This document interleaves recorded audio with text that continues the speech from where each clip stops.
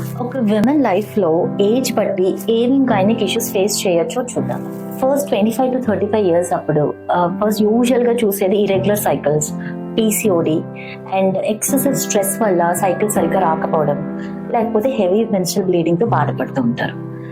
And 30 to 35 years అప్పుడు ఎక్కువగా fertility issues వస్తాయి.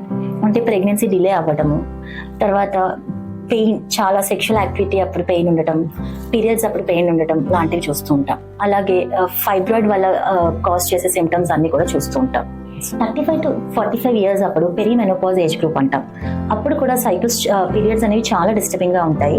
హెవీగా రావడము, ఇరెగ్యులర్ గా ఉండటము అవన్నీ చూస్తూ ఉంటాం. అలాగే బోన్ హెల్త్ కొంతవరకు డిక్లైన్ అవుతుంది అండ్ చాలా వరకు మూడ్ స్వింగ్స్ ఉంటాయి.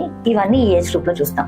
సో ప్రతి ఏజ్ గ్రూప్ వాళ్ళు ఏదో ఒక ఇష్యూ ఫేస్ చేసే అవకాశం ఉంటుంది. సో యాన్యువల్ హెల్త్ చెకప్స్ అనేవి, అంటే ఎస్పెషల్లీ గైనిక్ హెల్త్ చెకప్స్ చాలా ఇంపార్టెంట్. త్వరగానే మనం ఈ ప్రాబ్లమ్ డిటెక్ట్ చేస్తే త్వరగానే వీటికి ట్రీట్మెంట్ తీసుకునే అవకాశం ఉంది.